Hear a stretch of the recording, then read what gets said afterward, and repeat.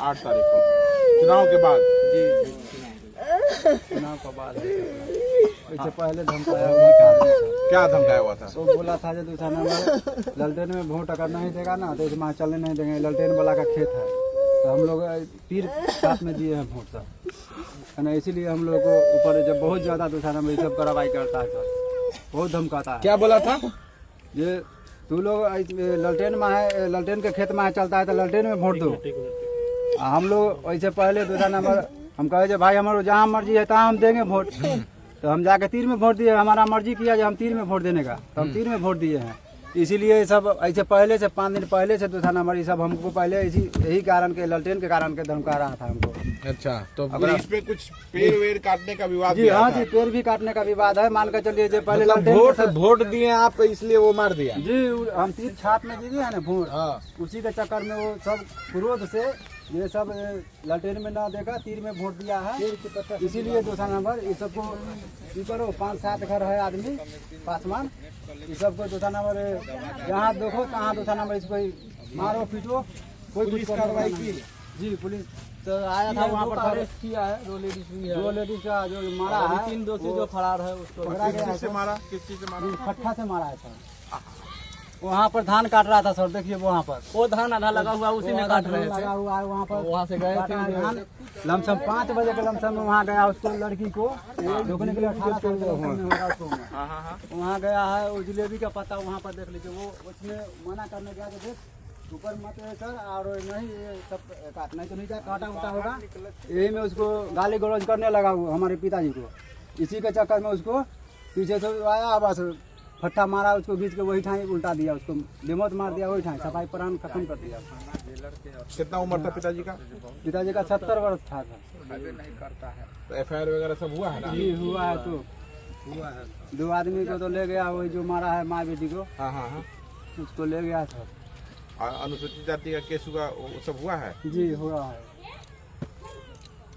तो मेन उसमें जो किसका नाम है उसमें इसका नाम है? सब अरेस्ट हो गए या बचे हुए हैं? अभी 3 आदमी बचे हुए हैं सर। 3 आदमी बचे हुए हैं जी, भागा हुआ लोग। जी एगो 5 आदमी का नाम उसमें दर्ज है सर, जिसमें जिनको पकड़ा गया है जो मेन है सर मारने वाला, जो खड़ा होकर मार खिलाया है, जो मारो इसको, है ना। जो आगे जो होगा ना से हम देखेंगे, केस में लड़ना होगा ना तो केस के लिए पैसा मैं दूंगा, है ना। वो सब अभी ऐसा बोला है है? जी। ऐसा आदेश दिया। किस जाति से था लोग? ज्यादा जाति से। कहाँ घर हुआ लोग का? यही सामने ही है, एगो घर यहाँ पर है, एगो ये सामने जो है सेंटर खोल रखा है, एगो वहाँ लास्ट वाला सर आपका सिमनगर सब भागा हुआ है? सब भागा हुआ है। यहाँ पे कितना दुसाध घर है? 10 घर है सर। 10 घर दुसाध घर होते हुए 2 घर यादव आप लोग को मार रहे हैं। अब हमारा भतीजे का सर, हमारा भतीजे का शादी 23 तारीख का शादी होने वाला था। अब यहाँ पर इतना दूसरा नंबर पानी लगा हुआ था।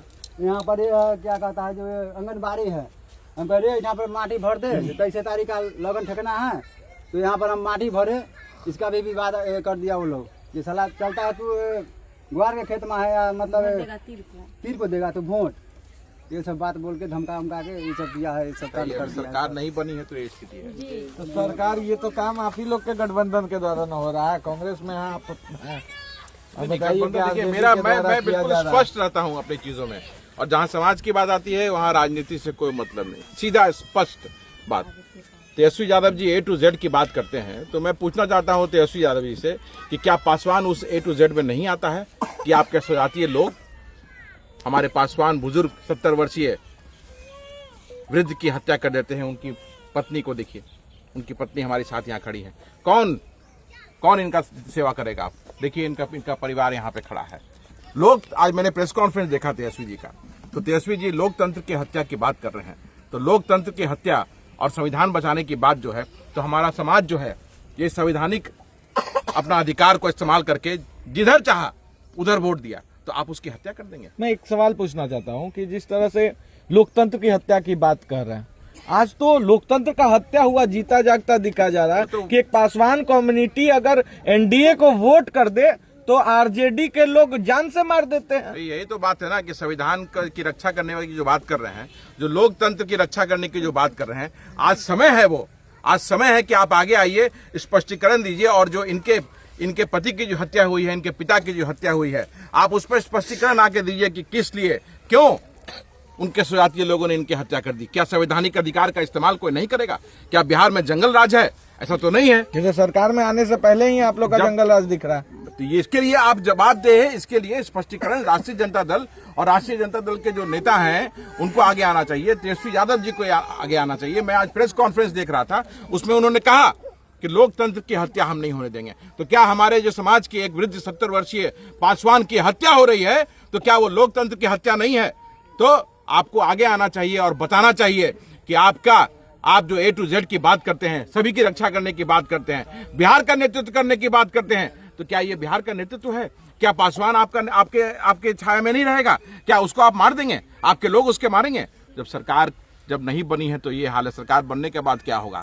तो अब तो चुनाव बीत गया है, हम इसके लिए लड़ाई लड़ेंगे और न्याय और संघर्ष हमारा जारी रहेगा ताकि इस परिवार को न्याय मिल सके। ये गलत हुआ है और ये ऐसा नहीं होना चाहिए था। इसलिए मेरा आग्रह है, अनुरोध है, जो भी लोकतंत्र की हत्या की बात करते हैं, जो भी संविधान की हत्या की बात करते हैं, उन्हें आगे आना चाहिए और दूर दराज इस इलाके में सभी को आना चाहिए, इस परिवार को मदद करना चाहिए। और अगर आप मदद नहीं करेंगे तो सिर्फ ये हम मानेंगे इस चीज को कि लोकतंत्र की हत्या की बात, संविधान बचाने की बात जो है, ये सिर्फ आपके बयान में है, टीवी कैमरों के लिए है, सत्ता के लिए है, वोट के लिए है। अगर आप सही में चाहते हैं कि लोकतंत्र की रक्षा हो तो आज इस परिवार को जरूरत है, आइए इस परिवार की रक्षा कीजिए। क्योंकि यहाँ चारों तरफ आपके स्वजातीय लोग हैं और इन्हें धमकी लगातार दे रहे हैं कि अगर आप केस नहीं उठाओगे, केस अगर कमजोर नहीं होगा तो इन पे हर तरह का ये लोग जुल्म करेंगे। तो एक केस मत उठाइएगा, देखते हैं कितना बड़ा गुंडा हो गया लोग और नेता है लोग। तो इसीलिए आपको आगे आने की जरूरत है, स्पष्टीकरण देने की जरूरत है और बिहार को बताने की जरूरत है कि तो A to Z की बात आप करते हैं तो A to Z में हमारा पासवान भाई भी आपके साथ है। और अगर आप बयान देंगे, नहीं सामने आएंगे, तो इसका मतलब ये समझा जाएगा कि सिर्फ वोट के लिए संविधान बचाओ की बात होती है, लोकतंत्र बचाओ की बात होती है। बाबा साहेब भीमराव अंबेडकर ने संविधान बनाया, जब बात वोट की हो रही है, दलित वोट को सभी लोग साधने में लगते हैं और जो नहीं साध पाए तो हमेशा बिहार में और खास करके महागठबंधन के तरफ से दलितों को क्यों दबाया जा रहा है? क्योंकि ये घटना आज का नहीं है। कई बार मैं आपके साथ भी गया हूँ आदित्य पासवान जी, और मैंने कई बार देखा है कि हमेशा पासवान कम्युनिटी को कोई अन्य वर्ग के द्वारा दबाया जाता है। तो ये कब तक चलेगा? तो ये संवैधानिक मूल्यों की हत्या लगातार हो रही है। बाबा साहब भीमराव अंबेडकर ने जो संविधान में अधिकार दिए, उसी अधिकार से हम वोट करते हैं आज, और जिसको भी इच्छा होगा उसको हम वोट करेंगे, कोई रोक सकता नहीं है। आप एक मारोगे 1000 उसकी जगह खड़ा होगा, लेकिन वोट वही करेगा जहां उसकी इच्छा है। बोलिए आप लोग, आप एक मारोगे 1000 खड़ा होगा, उसके लिए हम डरने वाले नहीं हैं। लेकिन अगर आप सरकार में हैं, विपक्ष में हैं, आप विपक्ष के लीडर हैं और सरकार में मुख्यमंत्री बनने की बात कर रहे हैं, प्रयास कर रहे हैं कि लोग आपको वोट करें, तो अगर आप के अंदर वो चीज है कि आप बिहार को लीड करना चाहते हैं और अपने आप को मुख्यमंत्री के तौर पर देखते हैं, तो आपको आगे आना चाहिए, स्पष्टीकरण देना चाहिए, इन लोगों की मदद करनी चाहिए, अपने लोगों को बोलना चाहिए कि इस तरह से करोगे तो बिहार आपको कभी एक्सेप्ट नहीं करेगा। कौन इनकी रक्षा करेगा? कौन इनका ख्याल रखेगा? इनका परिवार देखिए, सारा परिवार यहाँ पे है। क्या मिसाल आप पेश कर रहे हैं? एक तरफ आप कहते हैं कि हम बिहार के लिए हैं, बिहार की रक्षा करने की बात करते हैं, बिहार को विकसित प्रदेश बनाने की बात करते हैं, तो ऐसे क्या बिहार विकसित होगा कि आप किसी एक 70 वर्षीय वृद्ध के खून से इस धरती को लाल कर देगा आपके स्वजातीय लोग, और आप चुप रहेंगे?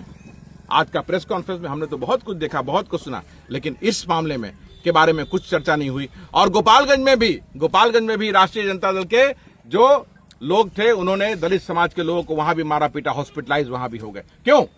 आपको वहां भी स्पष्टीकरण देना चाहिए। आपका गृह जिला है वो गोपालगंज, तेजस्वी जी का गृह जिला है, लालू जी का गृह जिला है। आप अपने गृह जिला के लोगों को, वहां के दलित अगर मारे पीटे जा रहे हैं, आप स्पष्टीकरण नहीं दे रहे हैं। यहाँ मुजफ्फरपुर की धरती पे एक 70 वर्षीय वृद्ध की हत्या कर दी गई, अगर आप इस पे कुछ नहीं बोल रहे हैं तो आप बिहार का आप इतना मतलब बोल रहे हैं, खुलकर बोल रहे हैं, कांग्रेस पार्टी में रहने के बावजूद भी ऐसे बोलिएगा तो तुरंत 14 तारीख के बाद आप ही को निकाल दिया, तब क्या करिएगा आप? अरे परवाह किसको है? अगर इसकी परवाह आदित्य को रहता तो आज यहाँ पे नहीं रहता है। अगर इसी की परवाह हम करते तो आज नहीं करते। पहले समाज, उसके बाद राजनीति। समाज के लिए पहले हम खड़े हैं, समाज की सेवा करना है, और उसके बीच में कोई नहीं आएगा, किसी तरह की राजनीति नहीं आएगी। जहां समाज हमारा सबसे पहले वो, उसके बाद ही कुछ बात होगा। धन्यवाद।